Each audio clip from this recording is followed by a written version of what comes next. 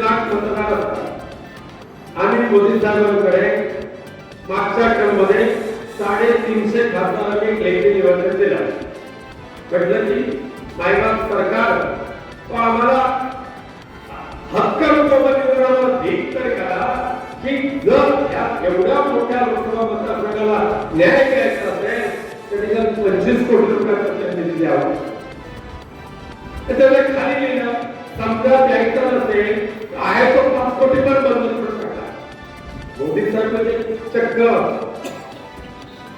अगदी पाप म्हणून त्यांनी ते दुसरं काय वाचलं, खासदारांनी बंद करा हे वाक्य वाचलं आणि कोरोनाचं कारण सांगितलं आणि 2 वर्षाचा खासदार निधी 8,000 कोटी बंद करून टाकला.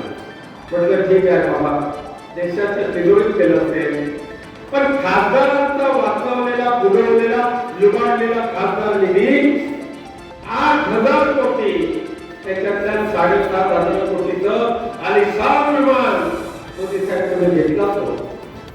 आणि आम्ही लोकांच्या समोर कुठे बोरवेल द्या, कुठे पाण्याचा नळ द्या म्हणून फिरतो आणि प्रयत्न करतो. खासदार निधी म्हणजे खासदारांचा नाही, लोकांचा निधी तुम्ही हडप केला आणि स्वतःसाठी ऐशारामी विमान खरेदी केला. मला सांगलं तर पीएमचे फंडातून सुद्धा विमान खरेदी करू शकत होता. खासदार निधीवर त्यांना कशाला मारायचा. आणि मग आज त्या लोकसभेच्या निवडणुकीच्या वेळेला काँग्रेसला नोटीस पाठवली, तुमचा खर्च सील अकाउंट सील, 1 पैसा सुद्धा खर्च करायचा नाही. शरद पवार साहेबांचा पक्ष फोडला. इतर जे 75,000 कोटीच्या घोटाळ्याचे दूर पुसून साफ केले आणि शरद पवार साहेबांच्या कन्या सुप्रिया सुळे आम्ही लोकसभेमध्ये बसणाऱ्या महाराष्ट्राच्या खासदारांना सुप्रिया ताई म्हणजे एक अभिमान आहे, अभिमान आहे. महाराष्ट्राचा अभिमान म्हणून त्या लोकसभेमध्ये बाजू मांडत असतात. त्यांच्या विरोधात त्यांच्या सख्या वहिनी सुरू करतात. हे भावबंदी झाली, ही बदमाशी झाली.